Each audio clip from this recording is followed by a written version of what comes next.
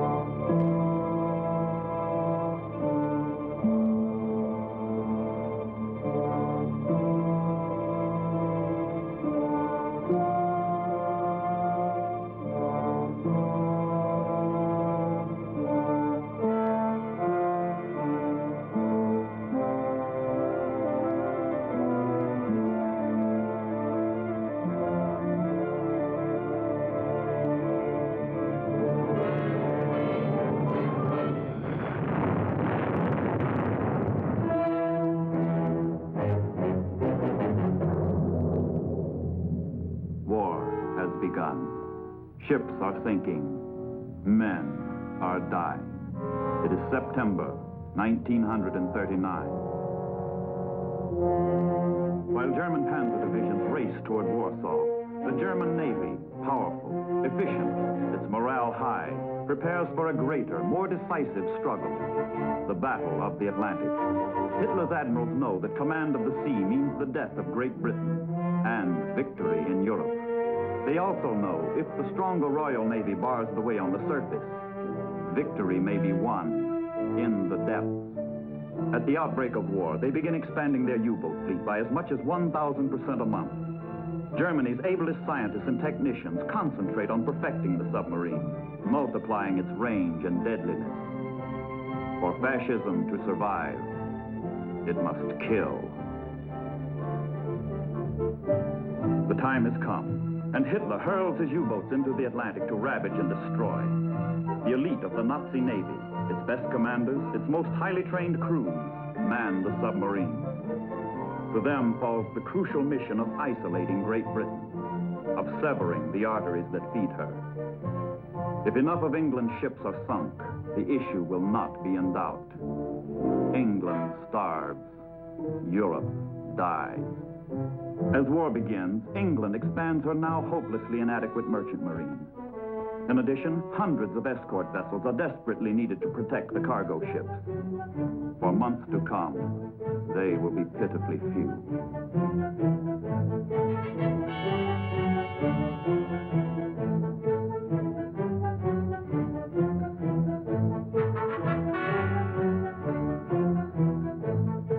Patiently, doggedly, Englishmen build the ships, which make so little showing in the statistics of naval strength. The ships without which England cannot live.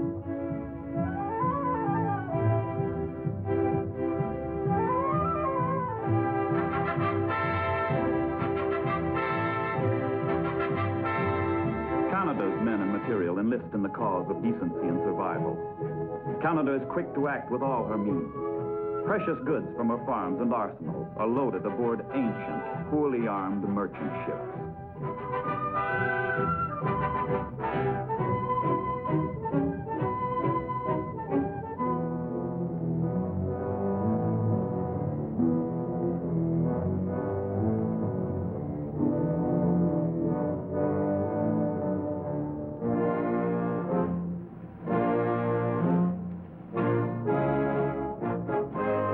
Makeshift convoy set out for the perilous crossing under the patchwork protection of converted yachts, the fishing fleet, and, if they are lucky, a ship or two of the hard-pressed Royal Canadian Navy. The sailors are sustained chiefly by the knowledge that the sea is wide and the U-boats cannot cover every mile of every route. It's a pitiful, feeble way of making war, hoping, pray to dodge the enemy.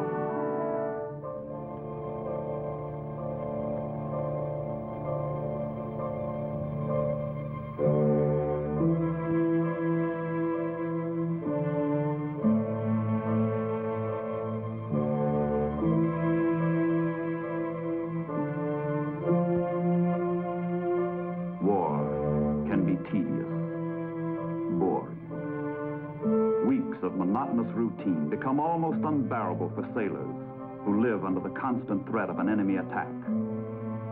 Theirs is a cruel death, should they be torpedoed. The convoy cannot stop. It must go on until it reaches England, or until it's spotted by the Germans, whose submarines are prowling, shadowing, waiting to move in for the slaughter.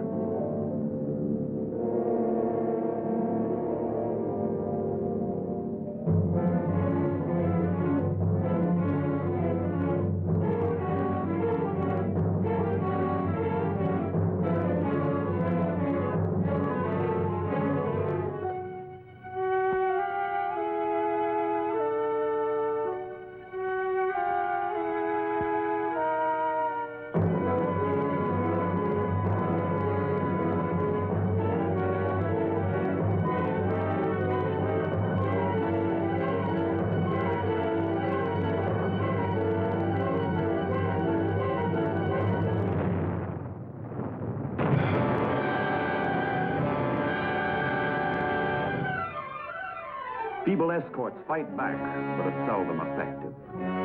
How can World War I equipment cope with World War II submarines? But the sub must be fought.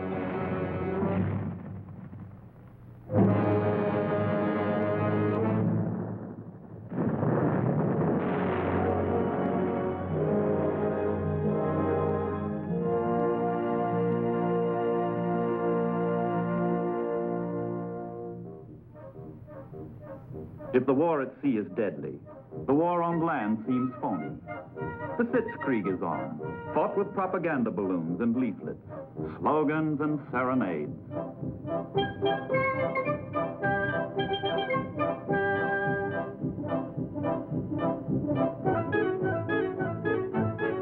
The Maginot Line seems impregnable, and the French soldiers relax.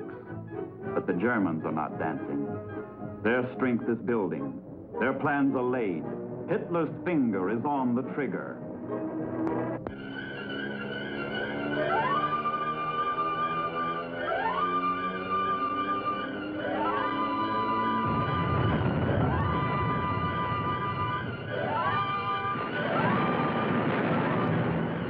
Holland is crushed.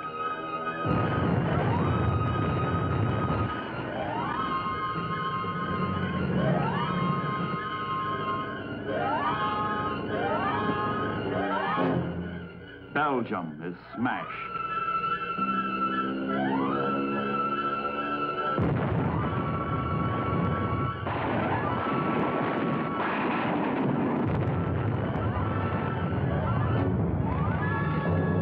France is broken.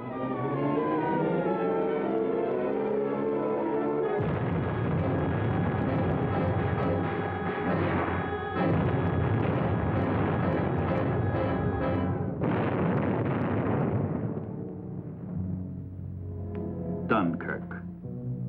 What man can know that this is the prelude to England's finest hour?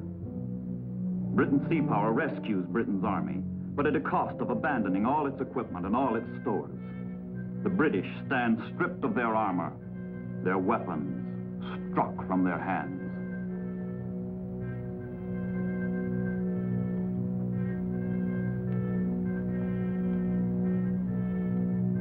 It is the hour of catastrophe. It is the hour of the Brown Triumph.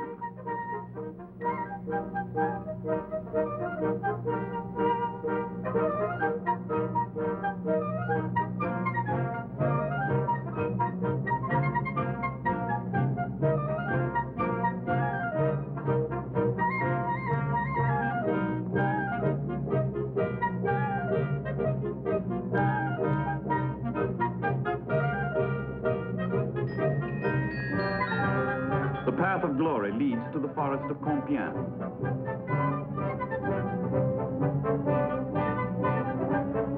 With vulgar histrionics, the Nazis staged France's humiliation in the same railway car where the Germans capitulated 22 years earlier.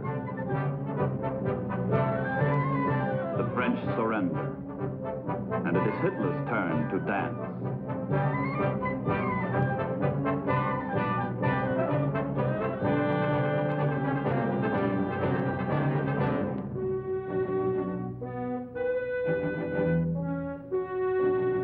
conquest ends at the English Channel, where sea power blocks the way. Yet, with the French ports in German hands, the striking power of the Nazis grows enormously. The enemy moves into powerful new positions that menace England's very shores. Now the submarine bases are a mere night's run from the ship lanes that sustain England's life. Now the U-boats are at England's throat. 6 weeks of blitzkrieg has made them 10 times as dangerous as before, 20 times as potent.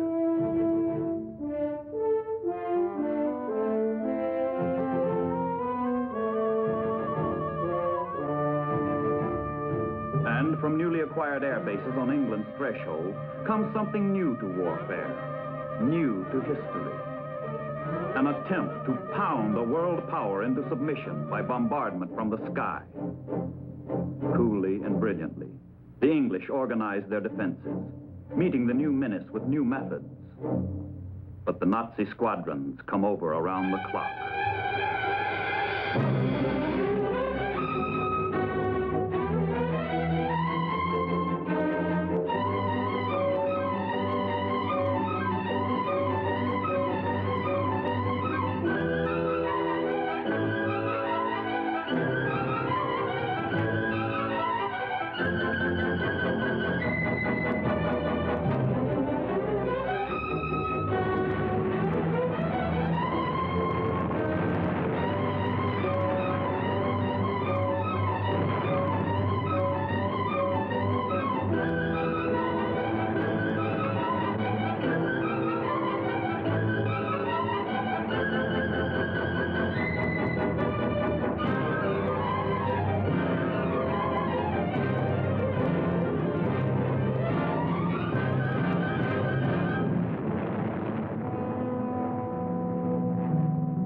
By caring not how she expends her blood, sweat, and tears, England stands firm. Hitler does not force her to her knees. A democratic people wins the Battle of Britain. But for Britain's leaders, the situation remains desperate. If freedom is to survive in the old world, the new world will have to act. In America, public opinion is slowly, surely forming. The issues are becoming clear. Congress moves boldly to safeguard American security by forthright aid to Great Britain.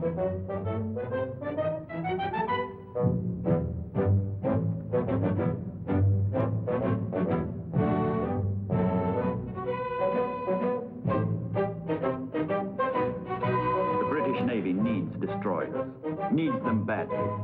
America has many left over from World War I. Stopgap strategy in the Battle of the Atlantic calls for an exchange of destroyers for British bases in the Caribbean and the Atlantic. Step by step, America begins forging her armor. The absolute necessity for naval strength is demonstrated by Britain's plight. America needs not one, but two navies. One to guard the Atlantic, the other to counter aggression in the Pacific. The shipyards begin working treble ships. Merchantmen, warships, auxiliaries begin sliding down the ways in increasing tempo. All-out production becomes the goal throughout the land. The pace of preparedness quickens.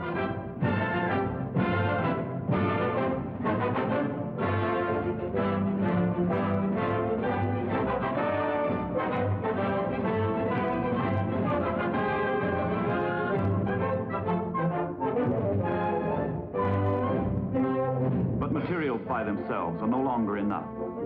From coast to coast, the barracks go up by the thousands to receive draftees by the hundreds of thousands. Far-off areas become vital to the United States. Greenland lies at the crossroads of the North Atlantic. In May of 1940, she asked United States protection. Her creolite mines and weather stations are denied the Germans. American Marines move into Iceland a year later, relieving the British garrison there. The Leathernecks forestall the German threat. Whoever possesses Iceland holds a pistol pointed at England, the United States, and Canada.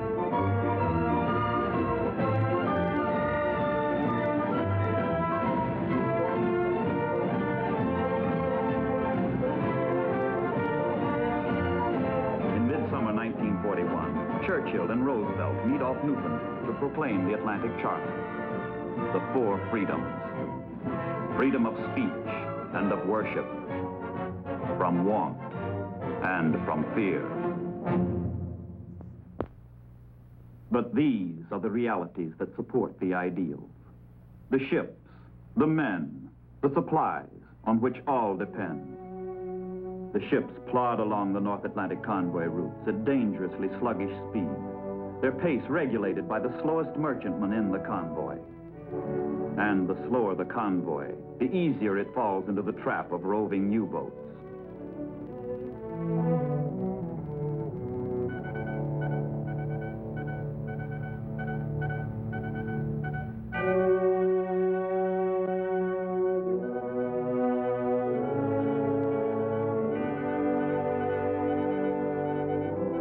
The shortest course to Europe lies across the North Atlantic. Concentrated here is the flow of Allied ships and enemy submarines. While convoys are underway, Royal Canadian Control Centers keep them instructed and informed on the basis of coordinated intelligence.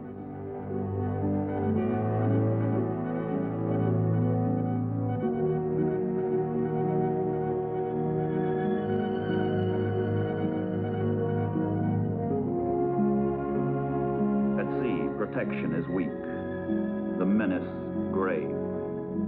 Around the rim of the convoy, the escort vessels keep station, herding the merchantmen toward their destination. In September 1941, the United States Navy joins the British and Canadians in protecting the convoys half their way across the Atlantic. American sailors are in the shooting war, though their country is not.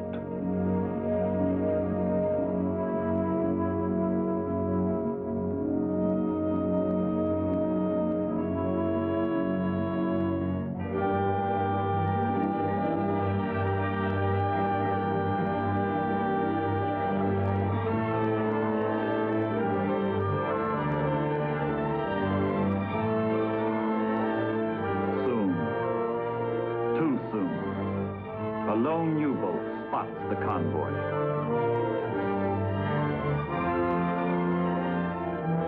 Its mission is to plot the convoy's course and speed and relay the information by radio to German naval headquarters on the French coast.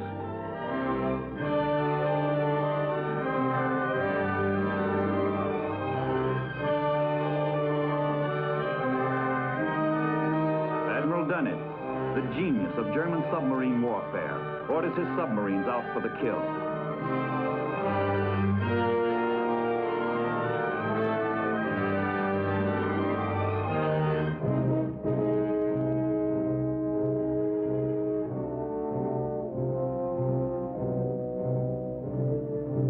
The U-boats in the area of the convoy are alerted and directed to an assembly point where they coordinate into a unified striking force known as a wolf pack.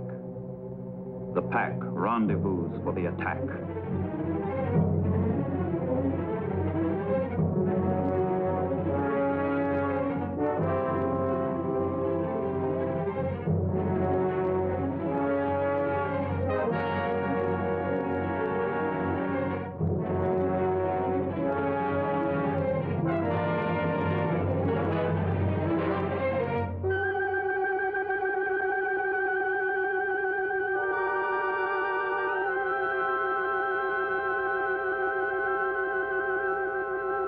The convoy is on guard. Sonar, ASDIC as the British call it, sends a sound wave into the depths, searching for a return echo from the enemy.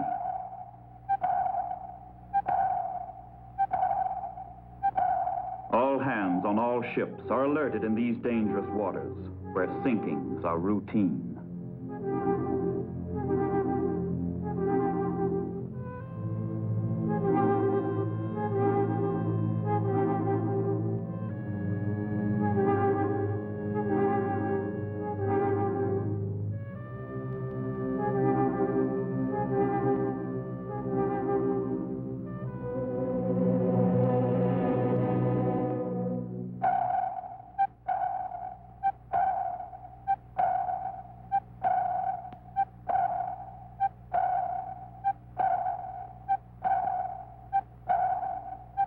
Contact. too late.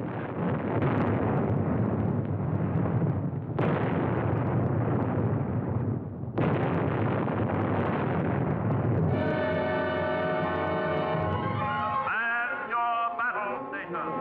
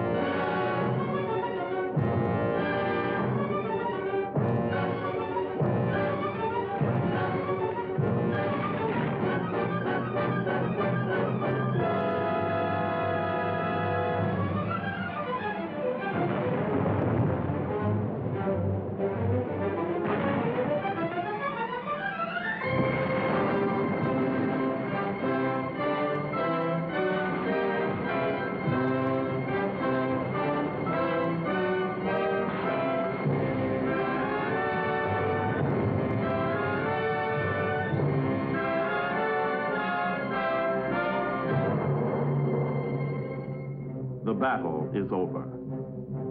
Home are the victors, home safely from the sea. They have brought England a little closer to starvation, closer to defeat. Triumph and glory are theirs.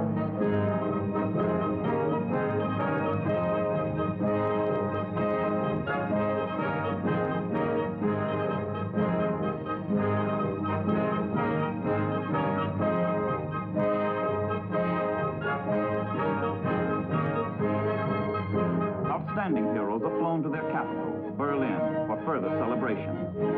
The victories against England prove to the Germans the invincibility of the Third Reich. All Germany rejoices. All Germany honors its undersea sailors.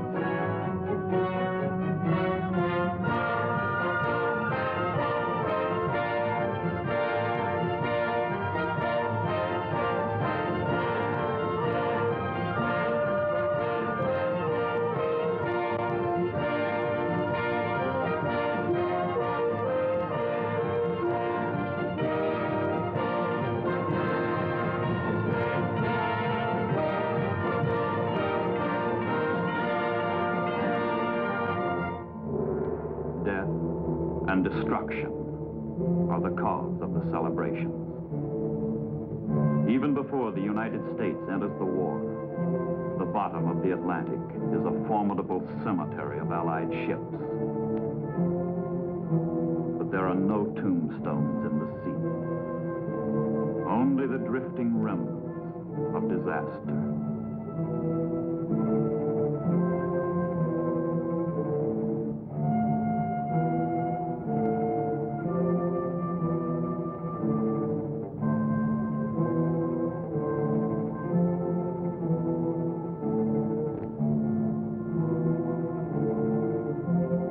And this is just the beginning.